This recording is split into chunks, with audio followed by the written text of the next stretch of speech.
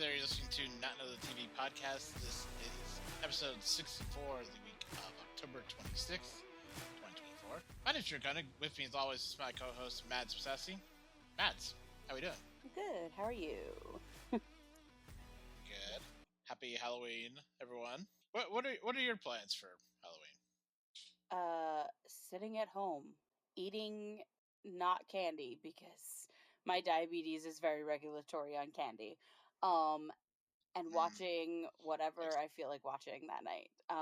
Karen's taking Alice trick-or-treating with Alice's dad. So I'm not going because he makes me uncomfortable just because he was a total dick to me back when she was born, and I've never moved past that. So I'm like, yeah, you go do that without me. Have fun. Gets me out of having to try and find Fair. a Halloween costume. Right. What are your plans? I do not have plans because I will be working all day on Halloween. So by the time I get off, Halloween will be pretty much over. But yeah, hope everyone else has a good Halloween, good and spooky Halloween. If I sound a little more toned down than usual, I am under the weather again. But I'm, over the past day or so, I've gone from, oh my god, I'm gonna die, to, okay, I'm good. It's a dramatic curve. I mean, that was my life in the summer. Like, I got COVID twice this summer. So I feel you. But yeah, the energy reserves for Drew is on the floor for this week. So, but we will muddle through for another full week of TV here. But before we get into all of that, let's talk about some news. So there were a couple renewals that I wanted to touch on real quickly, which is. And there was a Good Omens thing I wanted to touch on, so. Yes, and we will get to that. But Legend of Vox Machina was renewed for a fourth season at Amazon Prime Video, which I think I will get around to talking about that third season in full, because it was very good. And at certain points did feel like a final season.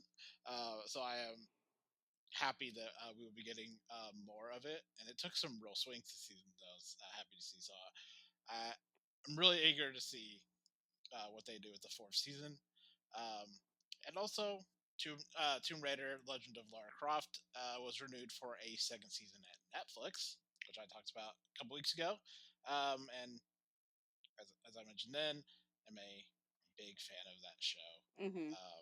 Very excited with where that season left off and the directions it could take for a new season.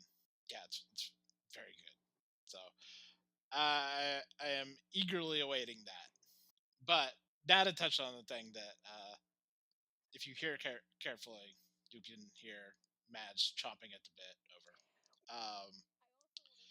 It was. I wanted to mention before we get on to that is that Matlock also got renewed. So sorry, Kathy Bates, your retirement has been prolonged a little bit longer. Sorry, not sorry, because it's such a good show.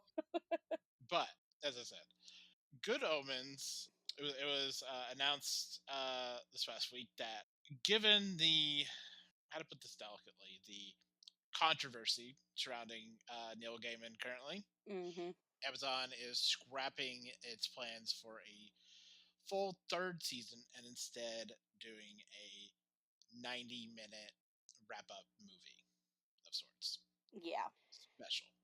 Similar in the vein to what they are doing with A League of Their Own, which was met with a flurry of complicated emotions.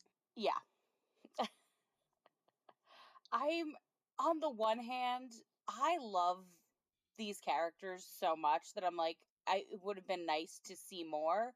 But on the other hand, I want nothing to do with Neil Gaiman right now. And clearly Amazon doesn't either. And so I think this is probably the best bet.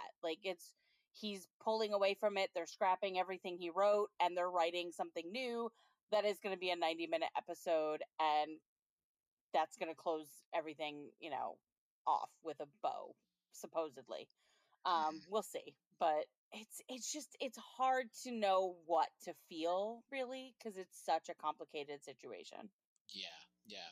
And like I feel that I said this a few weeks ago when we talked about it, but like I don't think you need Neil Gaiman for a third season. So, I think you could have a third season of Good Omens and not involve Neil Gaiman, you know?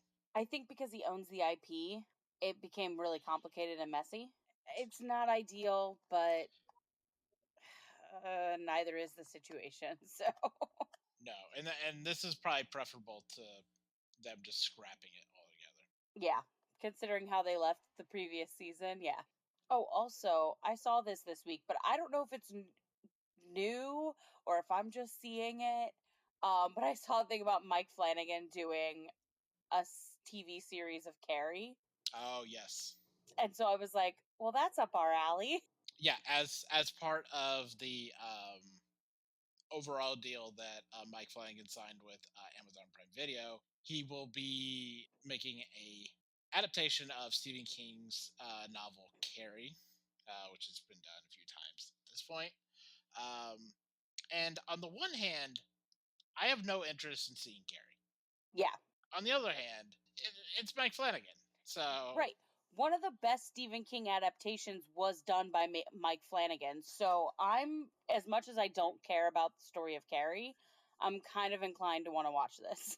I saw someone on Twitter put it this way of like the novelty of this enormous act of violence occurring with a bunch of high school students has well and truly worn off Yeah. um, in the 40 or 50 years since Stephen King first wrote Carrie. I have to imagine that Flanagan has a good angle on this, Mhm. um, but we will see. This is like of anything from like the Stephen King catalog, and I can understand Mike Flanagan like digging into the Stephen King body of work and being like, let me see if I can pull something interesting out of this. I don't know that I would have wanted it to be Carrie. Mhm. Like I feel like the most ideal thing for Mike Flanagan actually would have been like something similar to Castle Rock. Right. You know, not necessarily a one-to-one adaptation, but kind of a hodgepodge of a bunch of like a pastiche of Stephen King stuff. Right, Like that seems much like he more did with Poe. exactly. Yes, but I remain cautiously optimistic. I think Mike Flanagan has earned some benefit of the doubt. I feel like if anyone can revive Carrie in a way that might be interesting and new, it'd be him. Let's move on into the GOAT. So, the GOAT is a weekly segment we do here on the podcast where myself and Mads nominate a best TV character or episode of all time and pit them against each other on a poll on Twitter, TikTok, Tumblr, and Instagram. Picking up from a few weeks ago, we have the results from our lawyer round where I nominated Hitting the Fan from The Good Wife, and Mads, you nominated The Dare from the original run of Matlock. And it wasn't a runaway victory of any kind, but I did come away with a win on that one, which was very fun and special for me.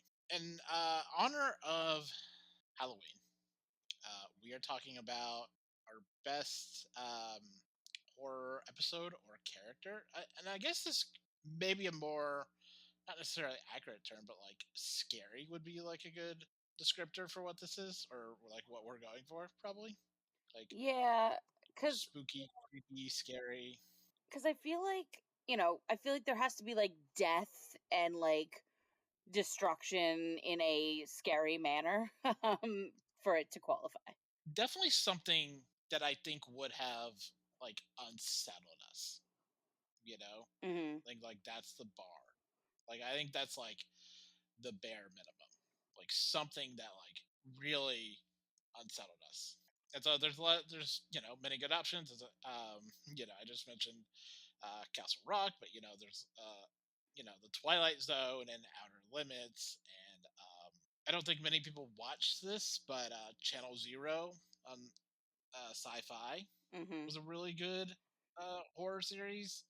And then you have stuff like Evil and And From yeah, From and The Walking Dead and any number of other. any Mike Flanagan project for Netflix. Exactly. Yeah.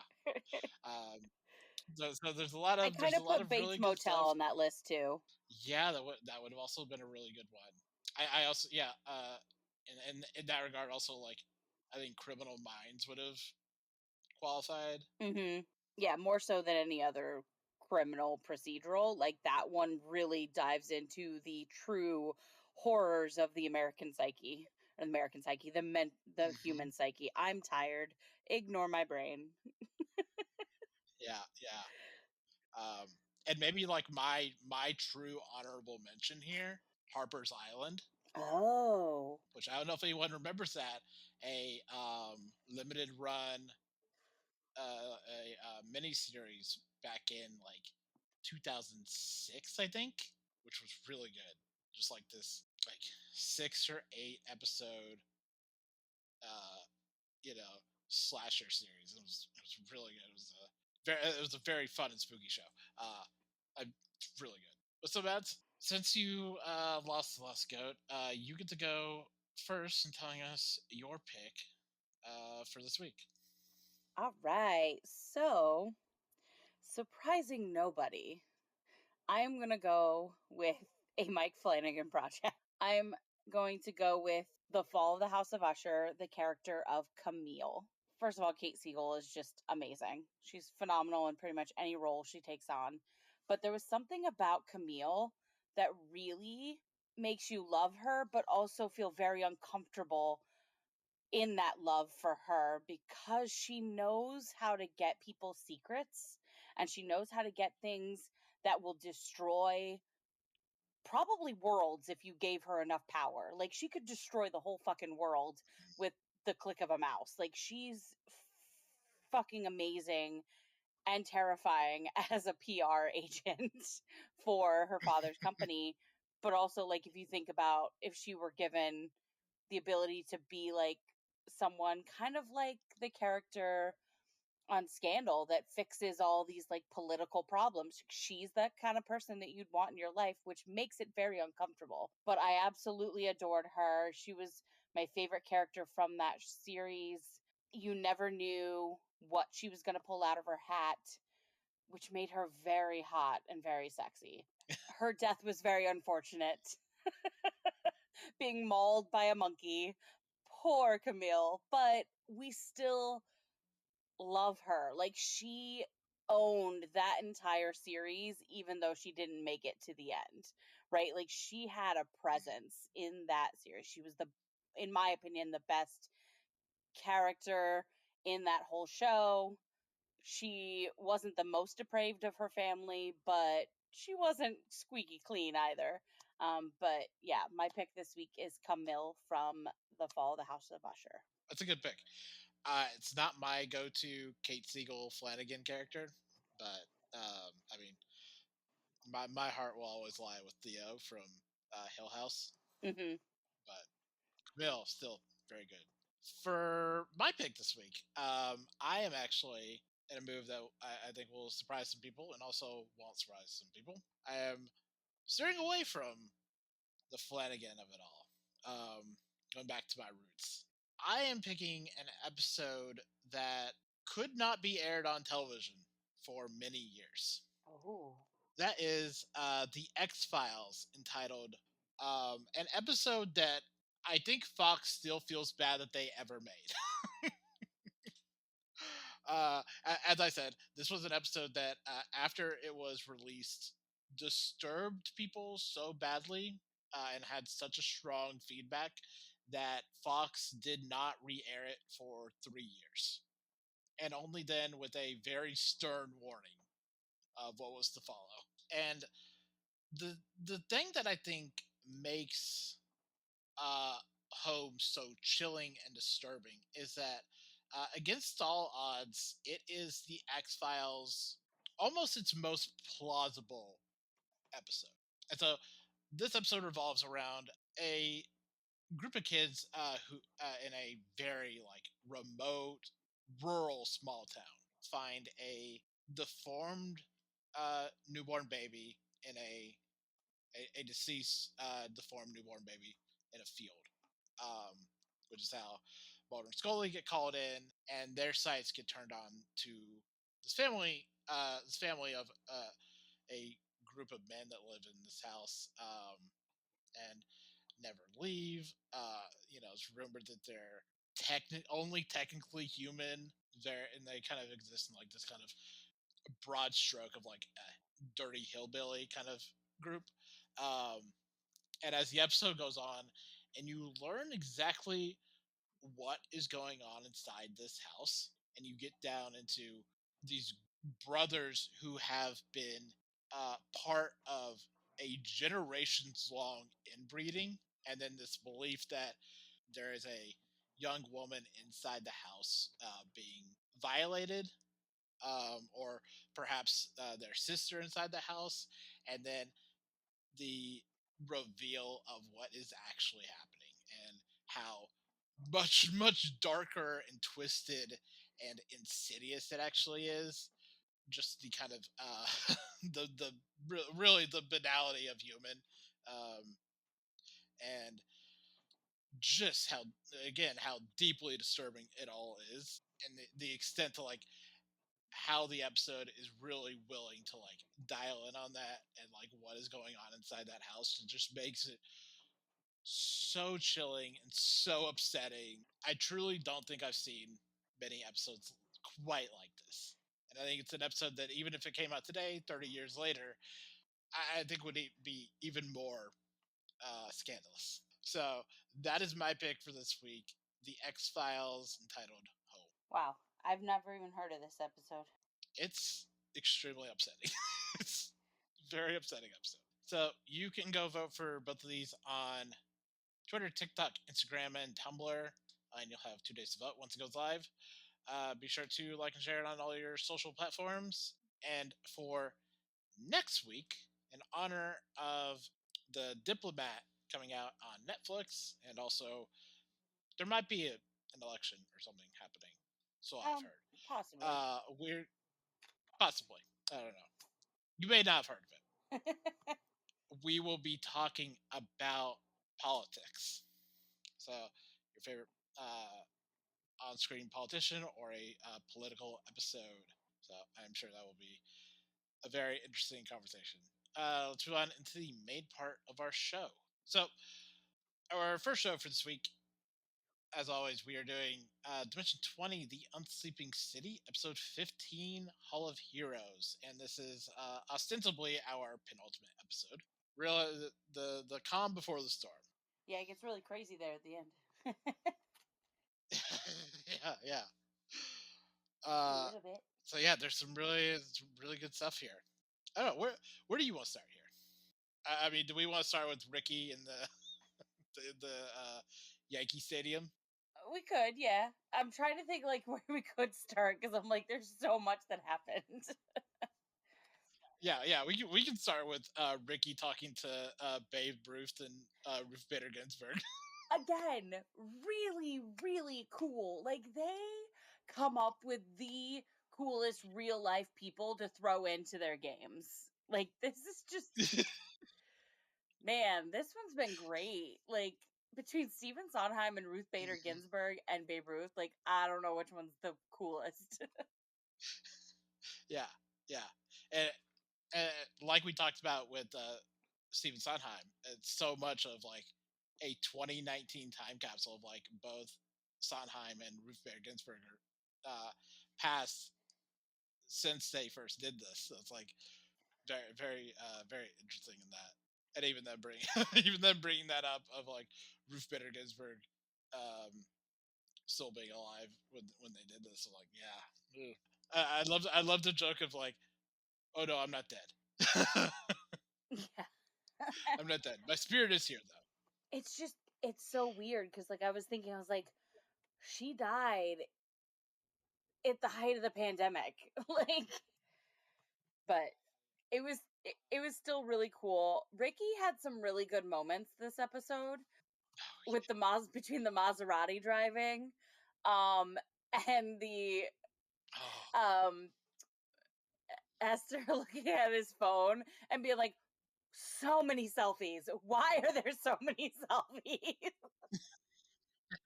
And he's like, well, I want people to know what I'm doing. And she goes, and that's why you take a picture of the thing you're doing, and people will assume you're there.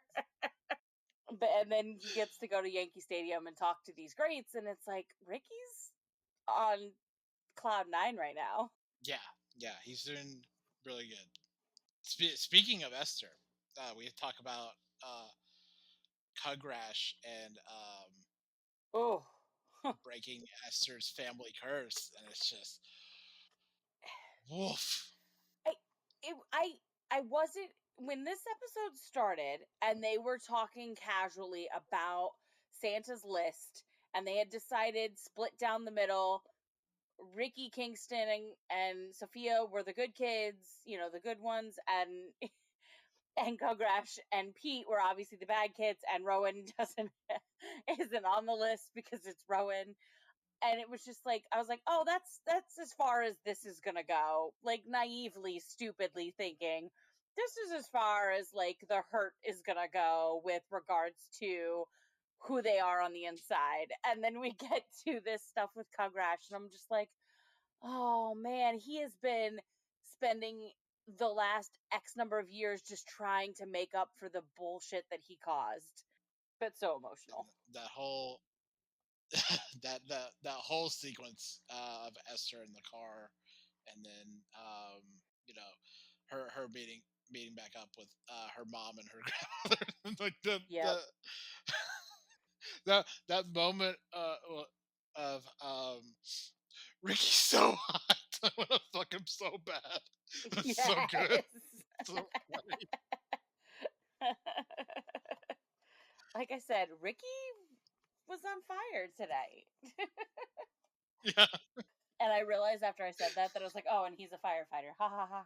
yeah, it's really good. And then like also like everything with like Congress going to see David, which like that whole sequence of like the stealth of trying to like break into the house past the cops. Yes. Oh god. But like, Again, like we've talked about this so much, but like j- like the roles determining the comedy of that scene. yeah. Like we've mentioned this so many times, but like you could just have Kagrash like sneaking past these cops and it's funny. But it's the fact that like the roles made that happen, like heightens that so much Hmm. and makes that so much more enjoyable. But like that moment where Kagrash like realizes that David's been bitten, that David just wanted him to be his father. You know, he missed his dad. He just, you know, and all these things that like he just kept letting David down. And then he gets to that moment where he has to choose, and he's like, and that line where Murph says, obviously as Kagrash, where he's like, so sorry, David, I have to let you down again. And I'm just like, oh my God, like the heaviness of Kagrash's storyline this episode is just a Yeah, lot. and then we have to talk about Sophia. Yep. Sophia jumping the sides of the Empire State Building. I love her. I love her. She's yeah. Oh, what a good She's character. like, "Can I just climb the Empire State Building? How tall is it?" And they're like, really tall." She's like, Really tall. okay, I'm gonna do That is it." the point. That is the entire point of the Empire State Building. Is that it's really big. She doesn't care. She's like, "I'm gonna do it anyway." We'll do it anyway. Yeah, yeah. It's so excellent. And Emily Axford plays that so well. Like just that Mhm. entire sequence so well. Yeah, and then like God, I love her when like she's at the very top. Mhm. Um, and like that real world moment of like being a player and being like I have felt that frustration in sessions of being like I know that I'm supposed to be doing something that I like I know it's right there and I just can't see it. You know, Mhm. She's like, "What am I like missing?" I know, yeah, I know like there's something really smart that I should be doing right now, and that other people like. I think that's the worst part of it that you see like play for Emily here of like I know I should be doing something. I should be able to see it, and other people at the table are able to see something that I can't see, Yep. and it's the worst fucking feeling in the world.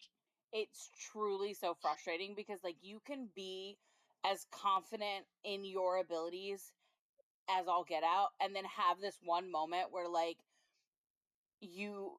it's right on the tip of your tongue. It's right on the edge of your brain, and you can't quite formulate it.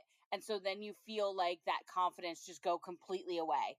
And you're just like, I'm a failure at everything. I suck. Yeah, And I felt that from Sophia so much. And I was just like, oh, poor Sophia. Like, it's right there. It's right there, babe. I especially think of like the looks that like Shaban and Murph are giving Emily of like you, Hmm. it's right there. You're so close. But also just like learning that Dale believed in all this stuff. And she's like realizing that she could have had so much with him if given the chance. But it is like the great tragedy of the season, which I think it's paralleled really nicely with Kingston having like a really nice and lovely moment with his ex-wife. So like for one of them, there is a way forward for something they've lost. But also like I liked when Sophia like was able to look out over New York City and like just feel everyone's dreams and hopes. And I was like, that's like such a the way Brennan explained it, it was just so visceral that I felt it. And it was just a Mhm. very big moment. Right. And I can't even imagine like that character like feeling that too. Like, oh my gosh. No, and it's that thing that I think we talked about a few weeks ago of like you know Pete being the Vox Phantasma and Kingston being the Vox Populi and Sophia, being in the concrete Order of the Concrete Fist, being like that kind of neutral ground Yep. where she can exist as both of the people and of the dreams, and also neither, Mhm. which is really special, I think. And yeah, so like that moment of like seeing the people and seeing their dreams and seeing their hopes and like and just them going like New Yorkers going about their life. Like, yeah, it's such a clear distillation of like who that character is now, and kind of like what Sophia's purpose is. But also, I love the really wonderful like subversion of the chosen one trope. She's like, I get to choose. Yeah, this one really special person who came up here and was like, "Please give it to me," and you have this person of like, "I don't fucking care. I don't care if you choose me or not." Right. And like even taking like a step beyond that, being like, not only do I not care, also go fuck yourself. Yeah. uh, which is it was such a great twist on that. I also want to comment on Pete's idea for trying to get people out of Times Square. Also, Siobhan's comment about people being in Times Square on New Year's Eve. She's like, no one wants to go to Times Square on New Year's Eve. And it's like, absolutely agree. Like, you avoid it at all cost unless you are a very naive, very ignorant, casual visitor type. Like, people that are seasoned New Yorkers do not go anywhere near Midtown Manhattan on the days leading up to New Year's Eve, or the day after. Though I will say, New York City has never been more like a ghost town than on like January 2nd or 3rd after everyone has left to go back to their homes and things. Like, it's so eerily quiet. But yes, anyways, Pete's ideas. I'm like, Pete, you're doing good in your own weird way. Also, the cast of Fun Home. Like, I thought that was a really funny touch. This group can go meet the cast of Fun Home. And I'm just like, of all the things you pick, I think that's hilarious. Also, the queerness is not lost on me there, Allie. Thank you. Thank you. Bravo. If there's anything Allie's going to do, it is make this more queer. But yeah, the next two episodes are, uh, yeah, pretty good. Good stuff coming. After that, I do want to say we will be diving into. I've thought a lot about this. We will be doing the first season of Misfits and Magic, which is Okay. a very brief little sojourn. Little 3 or 4 episodes plus a plus a bonus Christmas episode. So that'll be a nice little thing to uh, end out the year, going into the new year for us to do with Midge 20. Moving on to our next show, we have Star Trek Lower Decks, which is back for its fourth and final season. The first 3 episodes have dropped all at once here. Mm-hmm. So, Mads, how's it being back with Lower Decks? It's fun. I enjoyed myself. Yes, yes. Did I catch all the episodes? Hold on. I'm trying to remember if I watched all of them. Oh, there were 2, right? Yeah. There were 3. Were there 2? No, I think there was only 2. There were only 2. There was Yeah, only I 2. was like, You're wait, right. wait, wait, wait. You're right. There's only 2. Yeah, it was a lot of fun. I especially love the first episode where there's 2 versions of each character, with the exception of Mm-hmm. um Mariner's mom. But like that's always a fun thing when sci-fi shows do that kind of thing. And so I really enjoyed that episode. Yeah, I thought it was fun for them to like do a parallel universe story that isn't like the mirror universe, Mhm. which is something they could have easily just done. Right. Like, I think doing the mirror universe would have like been the most like cheap and easy thing for them to do, but like they kind of go for something not grander, but like a little more off the beaten track for Star Trek, Yep. which makes it more interesting. Yeah, definitely. Um, And I liked especially when it was a like visualization that really didn't quite match up how they felt they were currently. So like Mariners and Boimer, like them two like really had a bit of a jolt with who their other version of themselves was, right? And so that was like a mhm. lot of fun because I felt like it was character development for them. Yes, yes, um, yeah. Especially Mariner, who was just Mhm. uh, Beckett Mariner might be like my top 5 favorite Star Trek character. Like, just I love her so much. Yeah, and her having to like grapple with like this hard ass no fun captain that she's become. Um, but also not, because she just wants, the Beckett Mariner just wants to goof around and have fun. And so like all of that's really good. And got like Tandy Newsom's delivery of what was it? Don't sarcastic Vulcan salute at me. Yep. It's just so good. Yeah. just fantastic.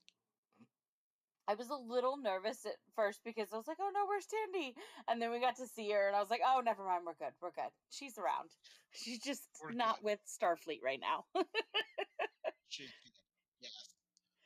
Yeah, and let's talk about Tendi because good Mhm. fucking god, Yeah, her pirate uniform is so good. it's so good. Oh my god, I feel bad that she's come back to Starfleet because we won't get to see her in that anymore, and it's Mhm. just such good character design. Yeah. Yeah, Like I just love it. ugh, so good.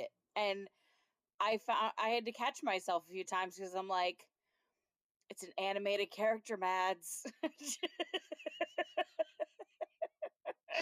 I know that shouldn't matter, but like in my brain, I'm like, that's a little weird. Like,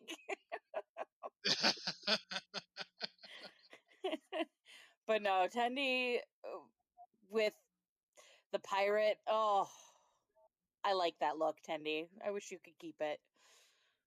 Such a good look. God, just fucking inspired.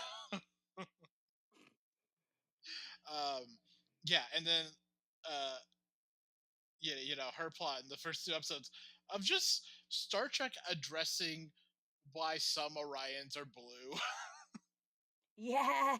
like a weird um semi-canonical thing from like Star Trek the animated series.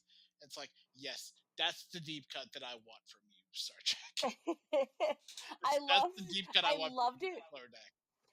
I literally giggled when they showed up because they were like, "Blue Orions," and I was just like, "Oh," and they're the green Orions. I was like, "Oh, are these different tribe of Orions?" Like, I was Uh, like, "This is ridiculous," but I loved every minute of it. It was so good.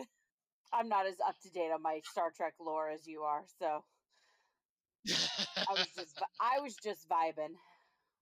yeah, and I almost wish we had like a spin-off show of just Tindy and her Orion pirate adventures. Yeah, I mean, as much as I love Tendi with Starfleet, like I want to see Tendi with her family more. Like that could be so much fun and entertaining. But getting like a whole episode of her pirating was really good. Like I love that. Oh yeah, and just so much of the energy that Noelle Wells brings to that is just Mhm. like, yeah, she is so good as Tindy. I just really love her. Mhm. Yeah, Like she really there's is. there's a kind of like there's a kind of like not youthful energy, but like it's really um It's energetic. like kind of, yeah, it's really energetic. It's kind of optimistic. It's Mhm. really upbeat. It's really, um, hey guys, we're gonna seize the day, and it's really fun. And it, like, Yeah. and that is a dynamic that always like works really well, um, contrasted against like the other three, who like Boimler and blanking on his name, but like they kind of like fall into like that same general area, Mhm. but like tending is like be kind of like even brighter, you know, Yeah. than even them, and then also contrasting against like Mariner and Talin, and Talin is like stealth MVP, I think. Mhm. uh, she has outstanding moments in these two episodes. Yeah.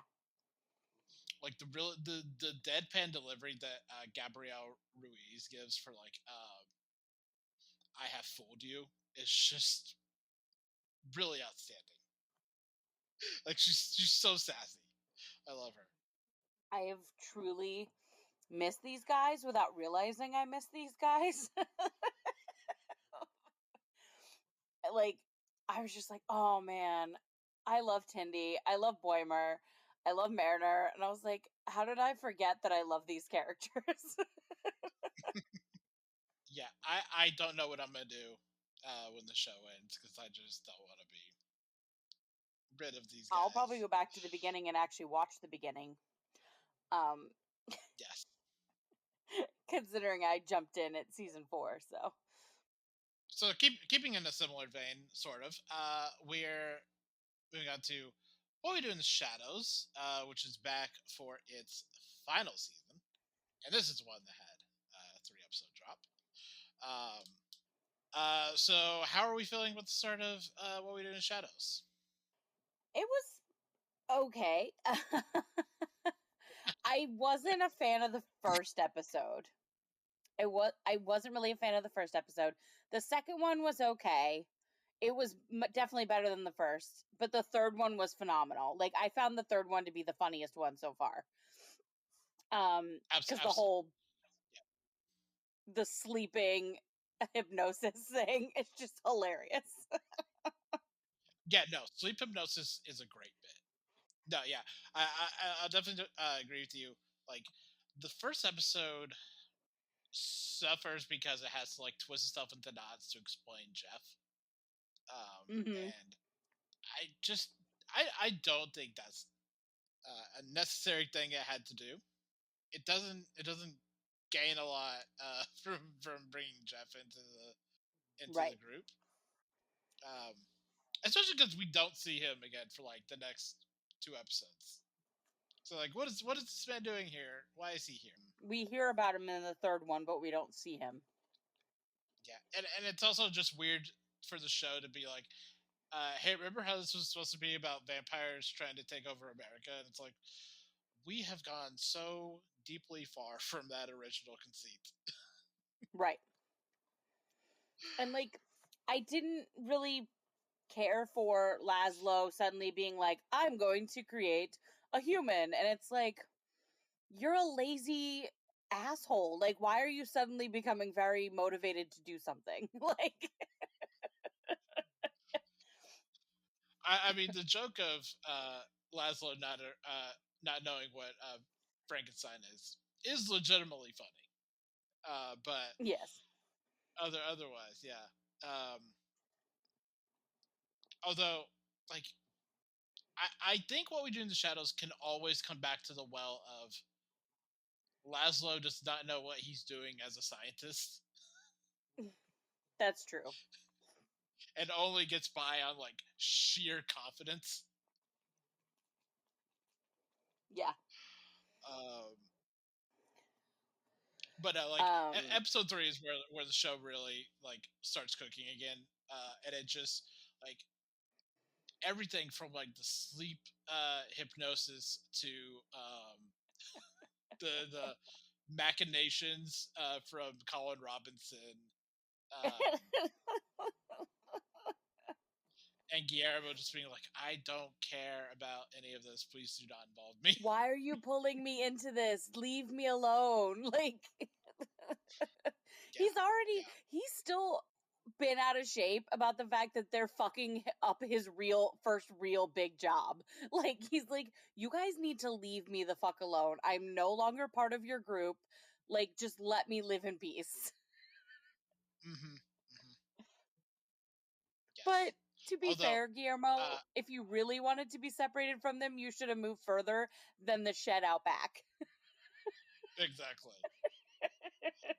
exactly. Um, but uh, actually, I do want to touch on the second episode real quick because, and Yeah. this is gonna be real brief.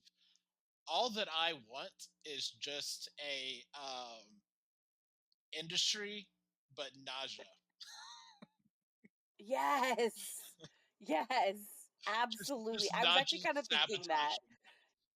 Yes, just not just sabotaging everyone else. The And them having no idea what's going on. Like, that's the best part of it. Like, That's outstanding. I I love it just, so much. I, the more I watch, the longer I watch this show, the more I fall in love with her. Not that I'm saying I didn't like her in the beginning, because I did, but like I have just become even more fond of her the longer we're at this because she's just so great. She's fantastic.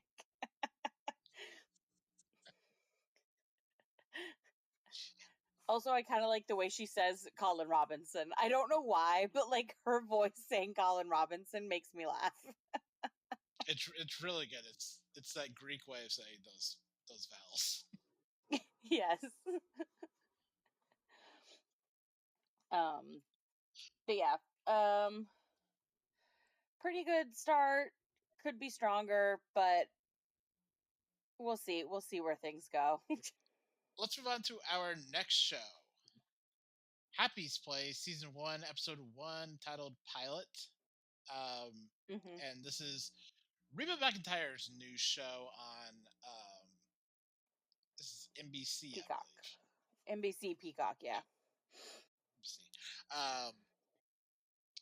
Which is pretty much just doing Reba again for Reba mixed with Cheers. yeah. Yeah. Um, Which is okay. It's fine. yeah, I think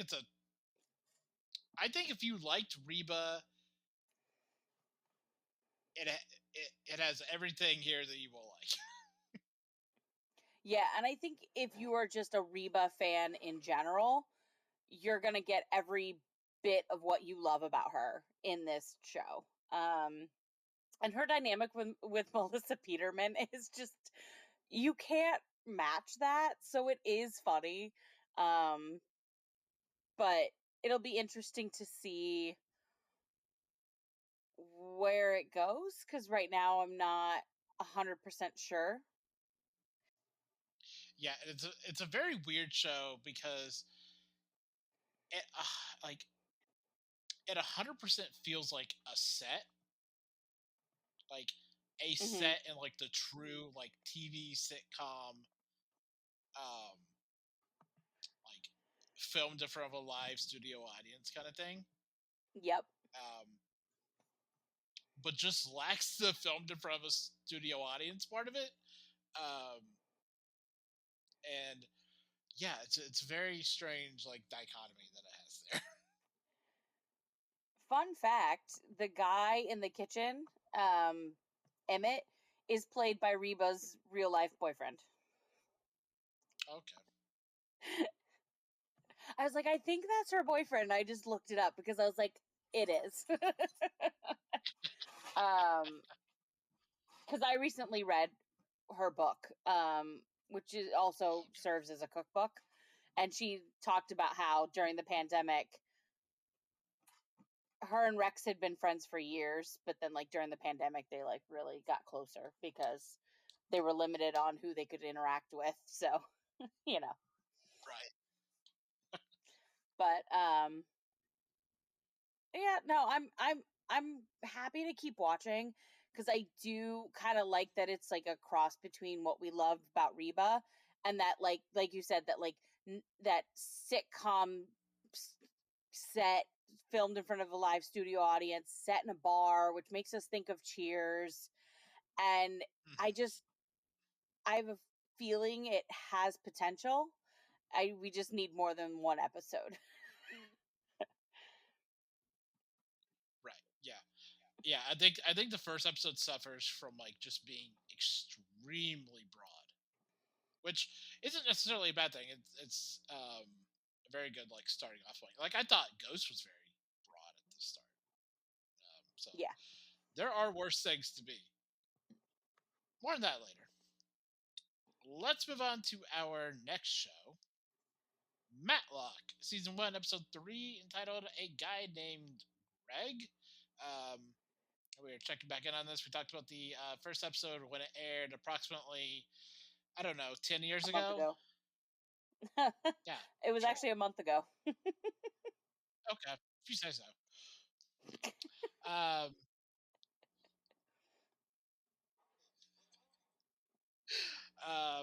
yeah, yeah.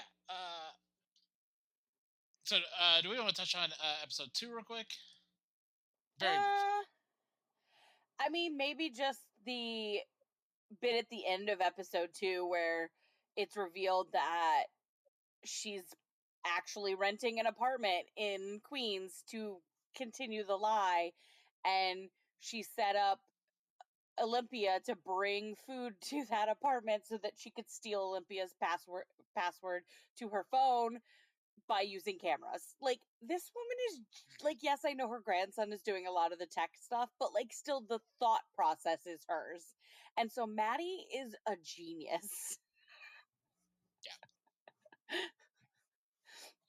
Like, I just, oh, Kathy Bates is just so good.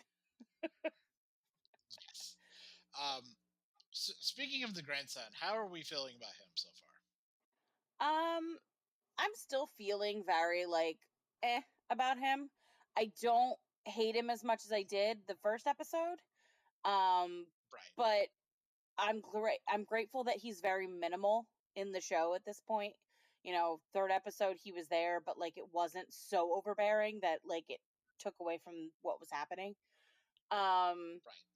I do feel like a lot of this can just happen without him, but Totally. maybe they're Yeah. trying to go for the angle of she doesn't know enough about tech that she needs someone to do the tech for her. I do think that actor did some like recalibrating from like episode 1 to episode 2. That was Mhm. not unhelpful. Right. But he is still very like, oh, he's a precocious young child. Yeah. It's hard to put children into shows that are inherently adult, Yeah. and this is proof of that. But I am continuing to really love the show. I mentioned in my review of episode 3 that it's so hard to tell what is real about Madeline and what is fake because she's so good at like switching it on and off that you're like, wait, is it on or is it off? Like, you have that tickle in the back of your brain, like, I don't really know how much of this is real. And I like not knowing. Like, I like that. I like going into each episode being like, okay, what can I trust is true? Nothing? Okay, great. I'm fine with that. Like, you know? Right. Well, and I think it's like the moments where the mask does kind of slip. That I think Hmm. makes a really really good acting from Kathy Bates of like um, that moment where she just exclaims that they shouldn't take the case and like they shouldn't be doing this at all in my day, and like that's a really good moment Yeah. that like Kathy Bates plays really well, and like and she also plays like that closing statements really well too. Like it's really Hmm. exceptional acting from her in this episode. Um, But I don't know if it's just me, but like I still feel like even at the back of my mind, I'm like, was that fully her mask dropping or was she still playing all of them? You know what I mean? Because like we don't really know because she's so good at getting what she wants. We don't really know what she wants because she makes it seem like one thing, but it's actually something else, especially when it comes to the mhm, cases they're working. And so I enjoy the whole thought process of I don't really fully know what I can trust, but I'm going to mark down all these moments because it's probably going to come back later and be something important. Right. I right. just really like that. I like that we don't know how we feel about Olympia yet either because she's so hot and cold that it's like, how do we feel about her? Is she a decent person or is she just pretending to be nice at moments so that she doesn't suffer at in her career, right? Well, and like that's why I love the inclusion of Yao Grobel's character, who's Mhm. an alumni from Jenny Snyder Irwin's last show, Jane the Virgin. Who, Petra, great fucking character. Um, and Mhm. I love her in this episode as like just a character who is Maddie's foil. Yep, because she's And like so good at can reading people. yeah, and can see through the bullshit so clearly. Mhm. Um, yeah, she's a really fun character. I am obsessed with her. And I want like I a million more episodes of her. and you know that she's going to come back throughout the season because you know that it's going to add to that angst and drama that's already there with Maddie having a double life. And she, because now she's terrified, okay, if this woman spends any more time around us, my goose could be cooked, right? So Mhm. she's got to be on edge. And so, like, I think them utilizing that character again would be very smart. But also like uh Grumps' energy in this episode is just so stellar. Hmm. Like it's a thing I always like really liked about her on like Jane the Virgin. I'm like, yeah, she just like walks into a room and just like fully commands it, and yeah, I love the way that comes through in this episode. And that like reveal towards the end where she was like, "Oh, I didn't do this pro bono.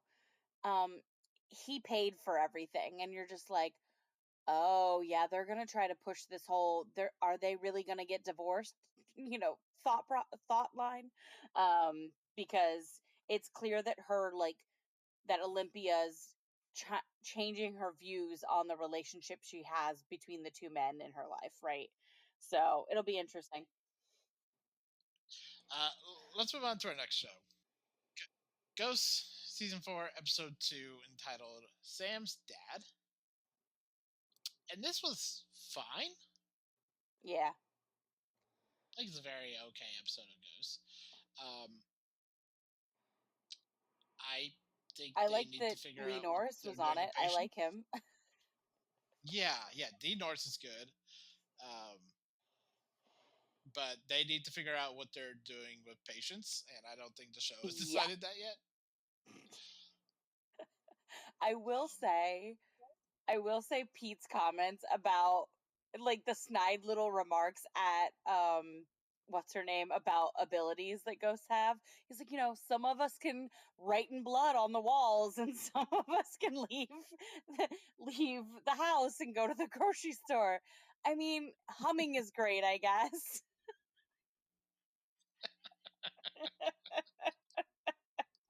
Like he was vicious this episode and I loved it.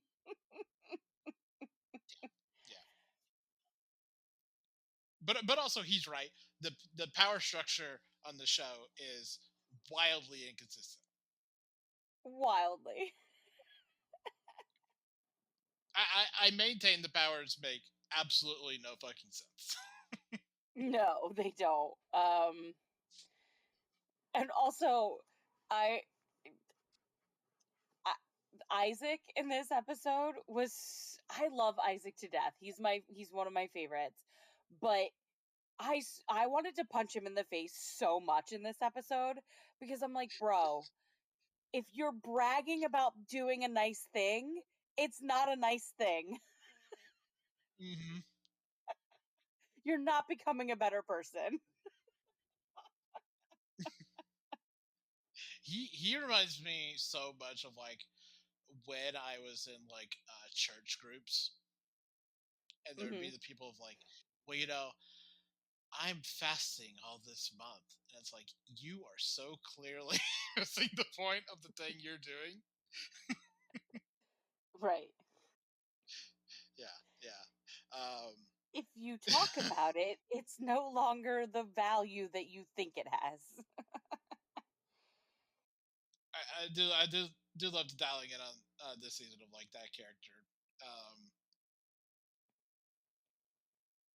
and more of like the exploration of like, yeah, he wants to be better, but also he's a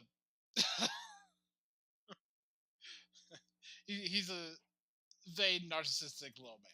You know? He's a sassy, sassy, bitchy queen. It's fine. Yeah. We love him for it. Like, I think if Isaac were nice, I'd be like, "What is the point of you? Goodbye. Go away."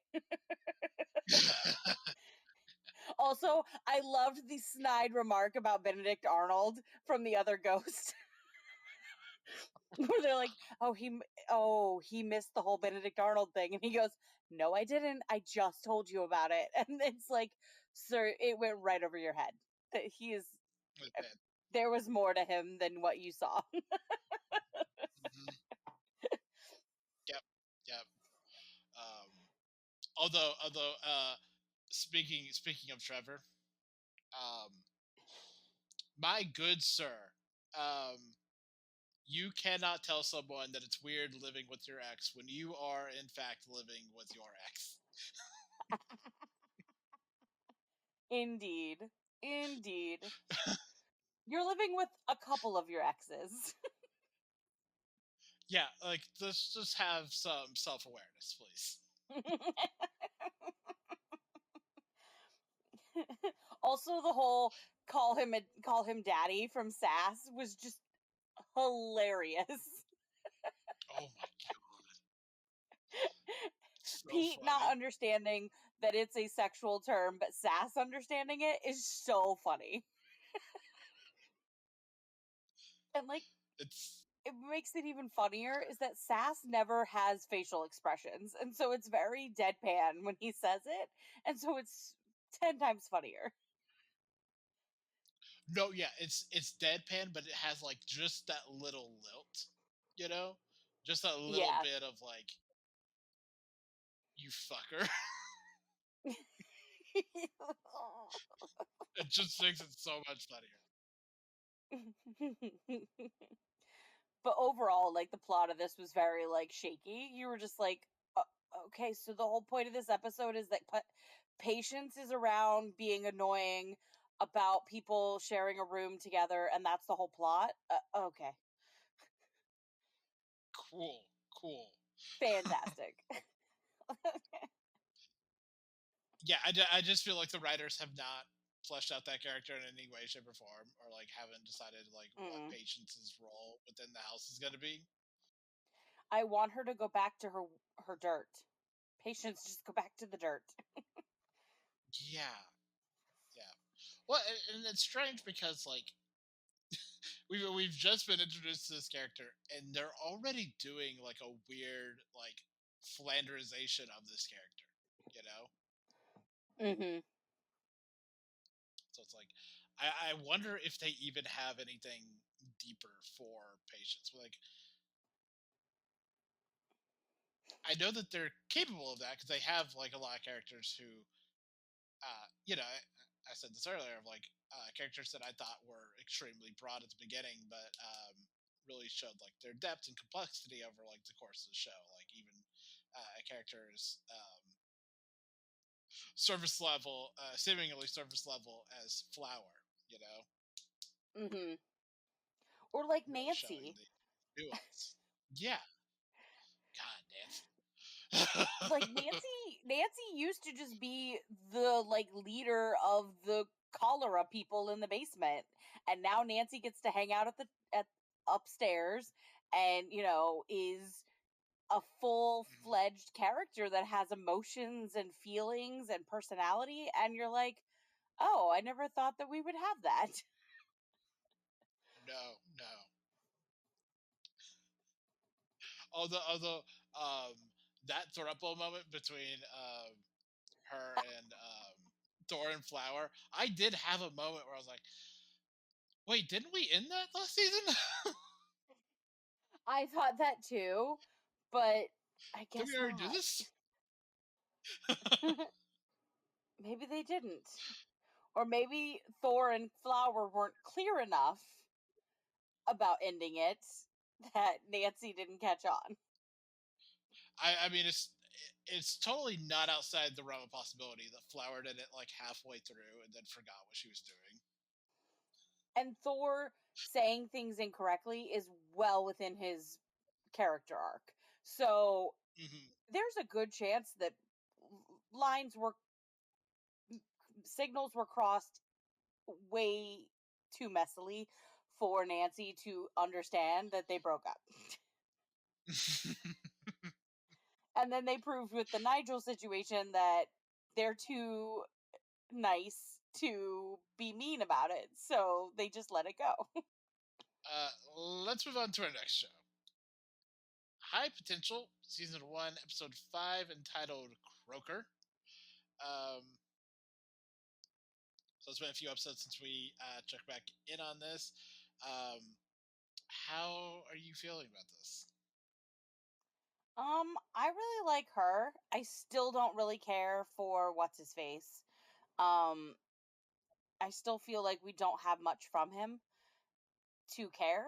Mm-hmm. And I don't know, like it still feels like it's okay. It's about average for this type of show.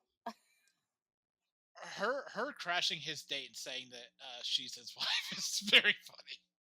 Oh yeah, that was very funny. That was very funny. Her also answering his phone while he was out of it because she hit him with a tranquilizer dart. Like very fun. Their dynamic is very silly and funny. I just still don't really care for him particularly. And I think it's just because we don't have much in the way of knowledge about him. I love that the baby daddy is now the Manny and they have to like pretend that he's not the baby daddy because the police department won't pay for babysitting services if he's the dad. Oh, Taryn Killam. Yeah. I also really enjoy the dynamic between Daphne and Oz in this episode. It is a fun pairing. I do not ship those two. I think I watched Vizio Leslie too long on Batwoman to be like, yeah, that's not a lesbian. Uh, the the case, it made me feel bad. Yeah. I did have the thought of like, I know that we keep asking for like more gay stuff on TV, but I didn't mean like this. This is not what I Right. I meant. was like, oh, this is cute. It's gay. And then I was like, oh, no, it's not. She's just manipulating her. Fantastic. That poor woman. I would have murdered her too. Yeah, yeah. It's a really upsetting plot twist that I also don't think really works. Yeah. It's also like the most obvious culprit. Like I think of anything that's like in this episode, it's like, yeah, it's probably gonna be the supposed best friend. you know. Right. Once, like, it, once they brought in her ex from when she was younger, and first of all, that actor, I've seen him on a lot of different things, and he always plays a goofball idiot. So, like, it was interesting to see him play um, an idiot who's a criminal. He's not necessarily goofy or like lovable. He's kind of a dick. Um, but when they brought him in as like a plot point, I was like, hold up. Something's not quite right about this narrative that's been spun about her being in love with this woman and having met the son a couple years prior. Like there's just something not adding up. And so like when when the supposed girlfriend's husband confessed, I too felt like no, that was too easy. That's not really it. Also, I saw Yeah. the time stamp and I was like, we still got like 15 minutes on this episode. I did like the end scene though with what's her name's returning the tarantula to the tattoo artist. Oh yeah. Yeah. I was like, that's cute. That was very cute. What one thing I did not like in this episode is the subplot with With the daughter? Morgan, yeah, the daughter, Ava. Um, And like specifically, I don't like Morgan apologizing for that because it's like, no, you You're a asked parent. her what was going on. She lied to you. Right. Yep. I yeah, I was like, It's not that you jumped to conclusion. You asked her what the deal was, and she said nothing. you asked her what that pill was that she secretly put in her mouth, and she said ibuprofen or Tylenol or whatever the hell she said, and it's like that was a clear lie. Like, you are the parents. You don't need to apologize for going in her room and finding things. You're not her best friend. You're her parent. Exactly, exactly. Although I did love, or I liked the inclusion of like different reason that girls and women take birth control, and not just for this Yep. sake of contraceptive, but there's like a lot of different uses for birth control that I probably should not be the one to speak on, but there are numerous uses for that. Yeah, and it's nice to see television saying, "Hey, we see that most of the time it's brought up as just a pregnancy deterrent, but there's more to it than that." um it is a medication for a lot of different girl problems. And so I Mhm. like that. I did like that.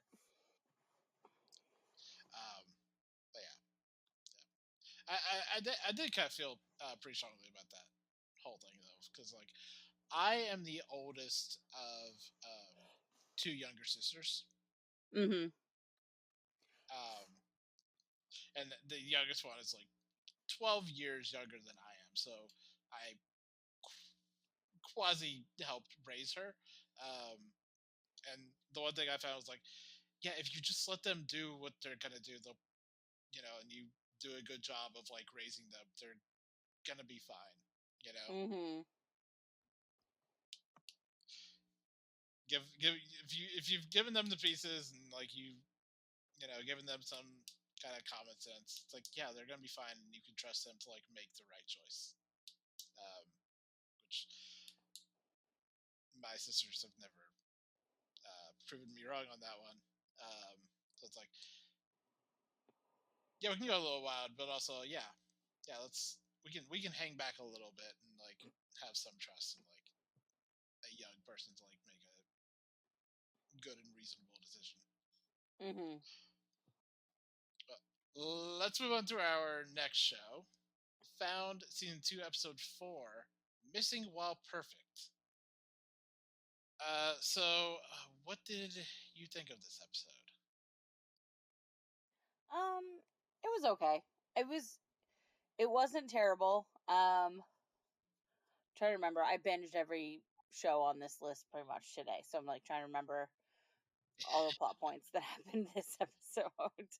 Um, I do like that this show isn't shying away from that awkward dynamic that's happening, because everyone knows what Gabby did with regards to Sir all of last season, and she's harmed people by that with those actions. And I like that not everyone is forgiving her. You know, there's still some anger and resentment going on. There's still that awkwardness of we don't know if we can trust you. And I like that the show's continuing that, because what she did was big.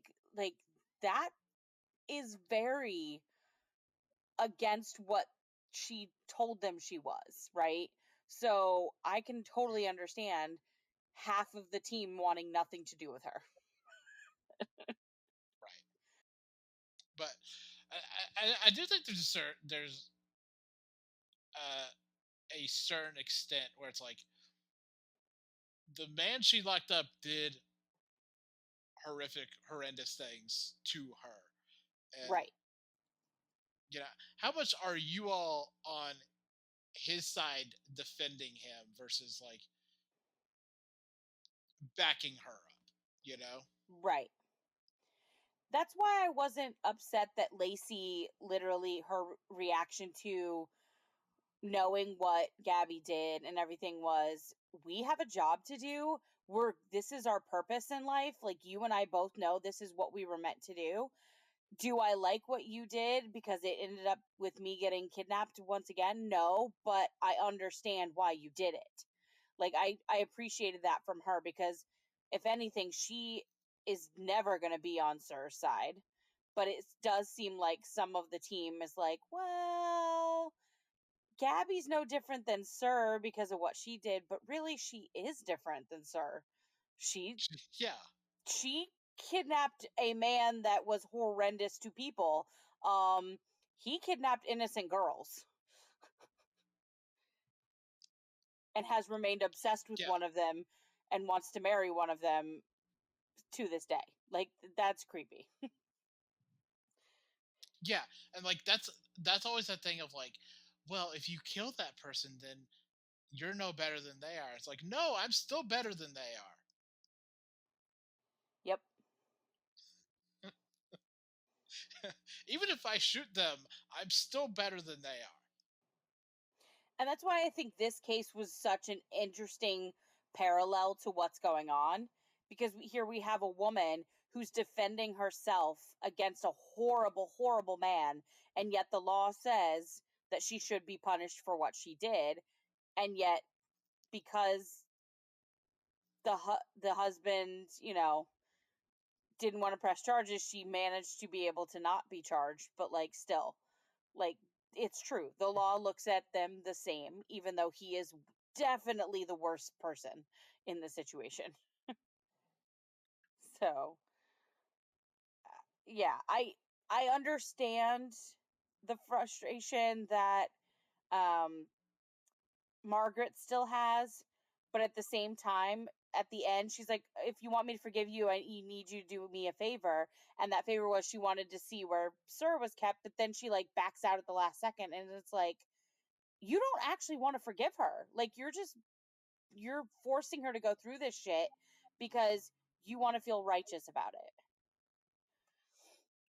Right. Well, and like that's the thing about Margaret is she has no idea what she would do in that situation. You know, Right. like she is still so caught in like her own like trauma cycle. I I don't know that a person who waits at a bus station every day has the moral high ground Right. necessarily.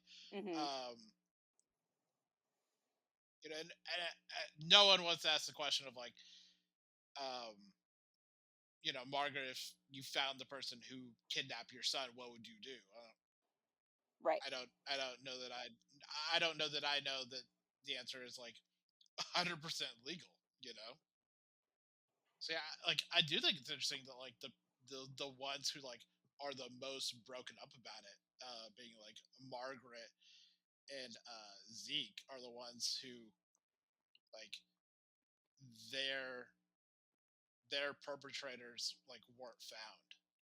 Yeah. You know, it's like Yep. they don't they don't have to live in a world where they found their the people who caused them harm. I do foresee Zeke coming around quicker than Margaret, because Margaret's very stubborn and very one track minded, as evidenced by the fact that she can't stop herself from going to that train station or bus station every night.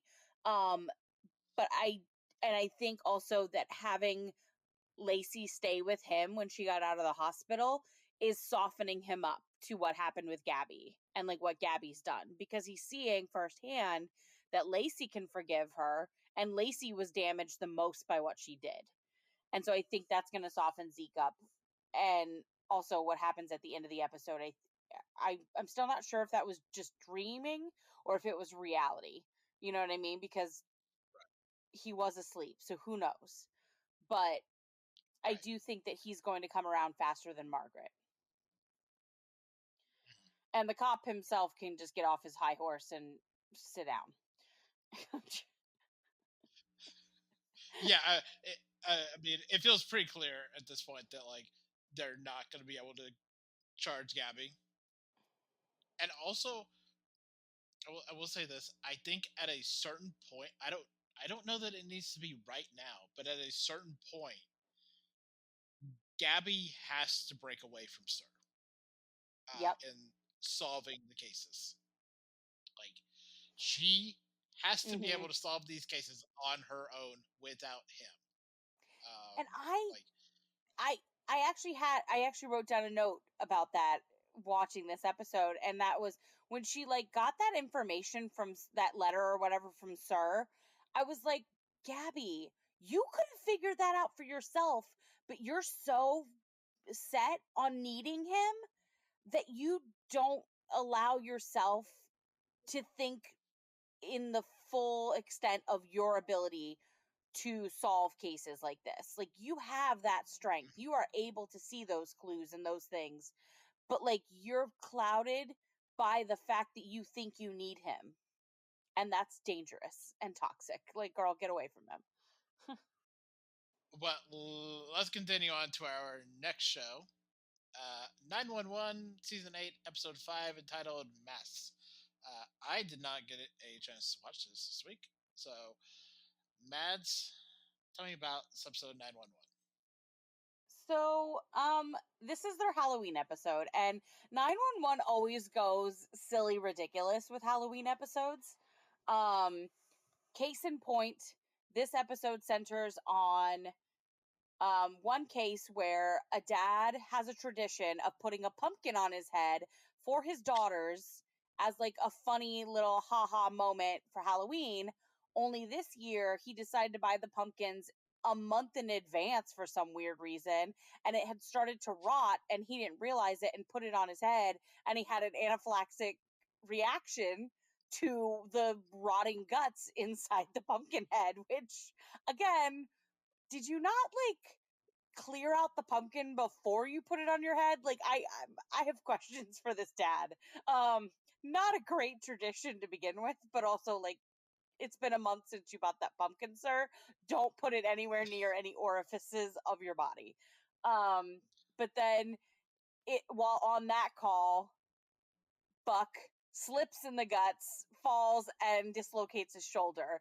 And he starts to think that it's a curse brought on by the fact that he bought a prop for their haunted house thing at the firehouse that he thought was just a prop body, and it ended up being a real dead body. Um, and so he thinks that that dead body cursed him because he had accidentally pulled the arm off of the dead body. And so then he was like, well, it was the same arm that my shoulder got dislocated. And fans of this show know that Buck in the early seasons was very superstitious. He was very keen to believe in curses and things like that. He's kind of mellowed out in the past few years, but this was like full Buck, full curse belief, like crazy insanity. And this is where I have questions for half of the fandom, because they ship him with his current boyfriend, which is fine. I mean, by all means, I know that anytime a character's with another character, there's going to be people that ship them. But they were all raving about this episode and how great the chemistry was between these two characters, and they didn't touch a single moment in this episode. Um, and his boyfriend shows up to the hospital after his arm got dislocated, and he tells Buck to his face, I made fun of you with my guys at Harbor and we thought it was hilarious. And I'm like, that's not how you talk to your boyfriend who just got hurt, but okay. And then Buck's going on about this curse thing, and Tommy is just very much not having it. And I'm like, I don't know why you're so annoyed with him. But the fans of this couple are very much like, oh my God, they're going to get married. They're endgame. And I'm just like scratching my head. It doesn't help that the actor who plays Tommy is Lou Ferrigno Jr., and he has no facial expressions or emotion in his acting. He's a terrible actor. So it is what it is. But it was just a goofy, silly Buck obsessed with a curse because then Boyle showed up on his face, and so he's like further convinced that he's cursed, when really it was probably just an allergic reaction to something. Um, and then they decided, oh no, actually, we're going to make this a very heart wrenching episode. And they have this principal get very angry at teenagers for egging his car. So he chases them in his car while they're driving in their car, and he ends up crashing his car into a house and trapping one of the trick-or-treaters against the house, and it turns out that it's Henrietta's son. And so like they're like, Mm. and at one point we thought Henrietta's son, they were gonna kill a child on this show, but luckily obviously in the last minute they didn't kill the child. But it was still like, you go from silly haha Buck is obsessed with a curse to, oh my god, this child is gonna die. And that is the insanity of 911. I love it so much. Their Halloween episodes are always really out there, and this was no different. But yeah, I still am not seeing the Buck Tommy chemistry that everyone's talking about. So if it's in the room with us, could it please explain itself? Because I don't see it. And this is not me as a buddy shipper, because I haven't had problems with Buck's other partners until they've done something bad. But like, this guy has no personality, and it's just, yeah, it's just not, the chemistry's just not there. But hey, if you guys want to believe he's gonna marry this guy, have fun. Well, let's move on to our last show of the week. Agatha All Along, Season 1, Episode 7, Death's Hand in Mine. Um, this is an amazing return to form. I think this is Yeah, one of the series' best episodes thus absolutely. far. Patty I said this on, Lapone. yeah, I said this on Twitter. Whenever I get an episode that plays around with like non-linear structure, I'm like, Mm-hmm. yes, I'm in. I am for it. Um, I love like it. when Lost and Leftover, Lost and Watchmen and Castle Rock did it, I'm like, I'm here for it each and every time. Yes, Mm-hmm. and this is so good. As you said, Patty Lapone is just outstanding. The entire episode, um, like she really kills it. They literally Um, said, we're saving the best storyline for Patty Lapone, and she ate it all up and left no crumbs. Absolutely, yeah, it's so good. Um, yeah, and the zigzag nature of the plot of this episode is just really fun to behold. It's really invigorating to like go along this journey with the episode. Um, I also really like and then, that this is the way it explains why she seemed so scatterbrained this whole season. Like, we were mhm, just thinking, oh, she's an older witch.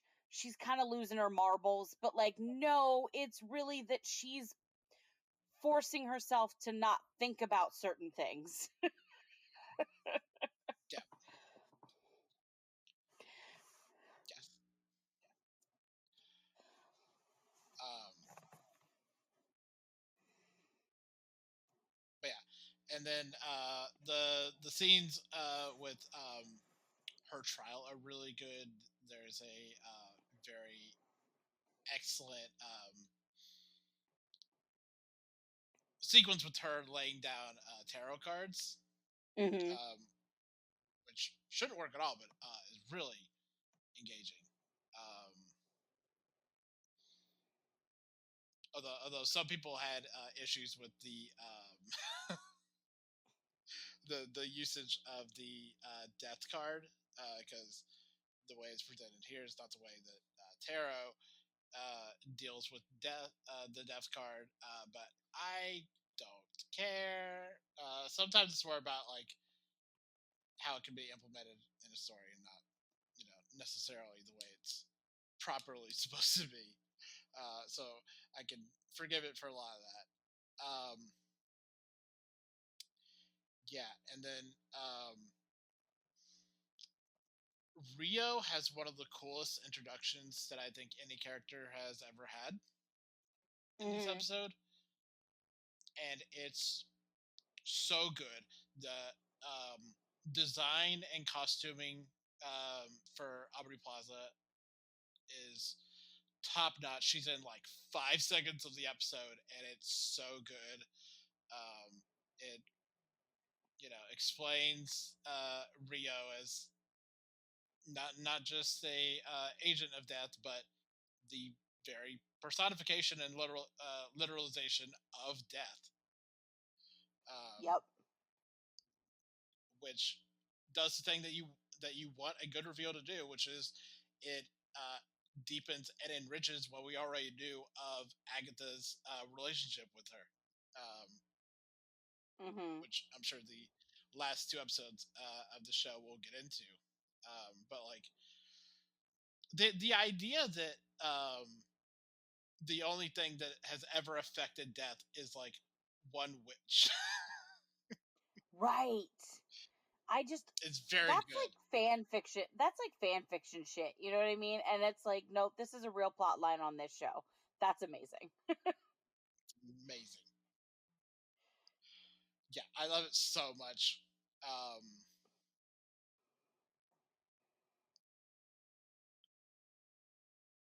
yeah, and like it's also the other really good thing about a reveal of like everyone already knew that Rio was death, but it doesn't make that reveal any less satisfying. Mhm. Yep.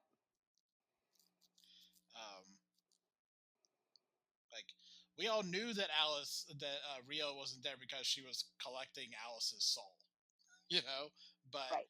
it's the confirmation of that, and you know the little the sly way of like teen asking Agatha where Rio is, and Agatha just refusing to answer, where it's like, oh yeah, she's collecting Alice's soul, we know that, and the show knows that we Right. know that, sort of.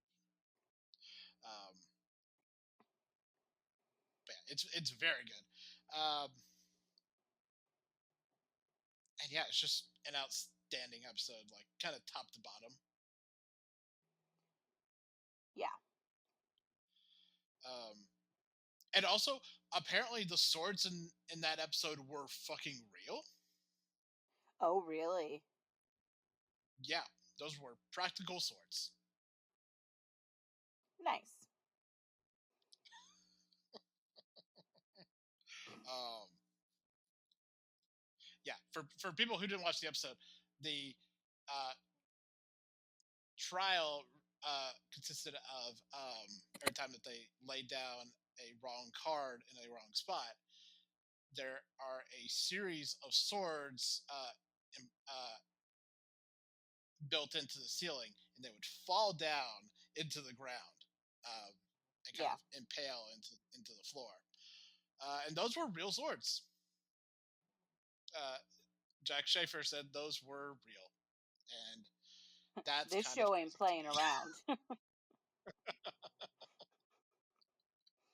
They're like, we ain't um, playing. yeah, yep, yeah, yeah. I kind of can't wait to see how the season wrapped itself up. Mhm. See what the last 2 episodes of this provide us with, and I would love to see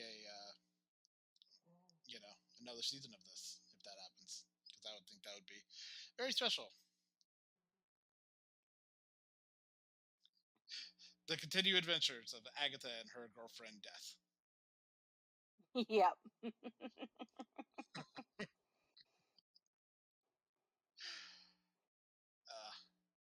But that is it for this week.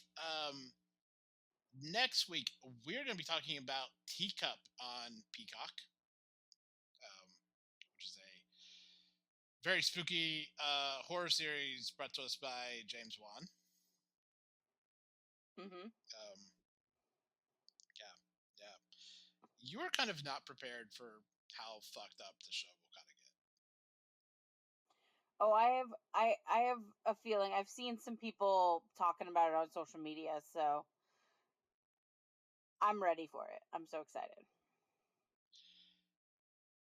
Yeah, yeah. It's gonna be a very interesting conversation about that. I think. But stay tuned for that. Till then, Mads, where can we follow you online?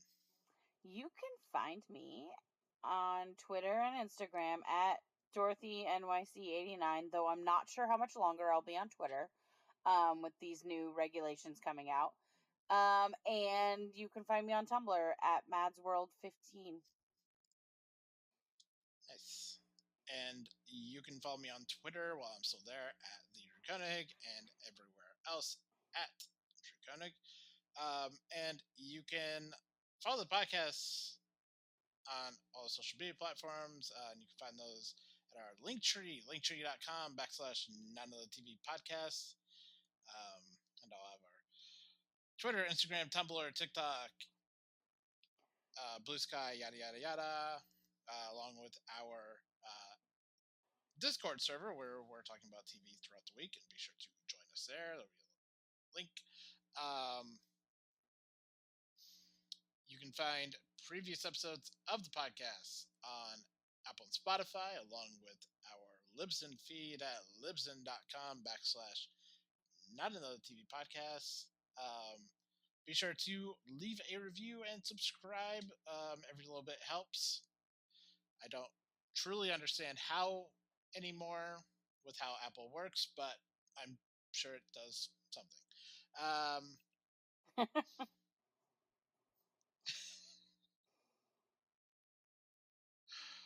You can email us at not another TV podcast with any thoughts, comments, questions you have about the show. And until next week, please remember, don't go in the ocean. It is none of your business.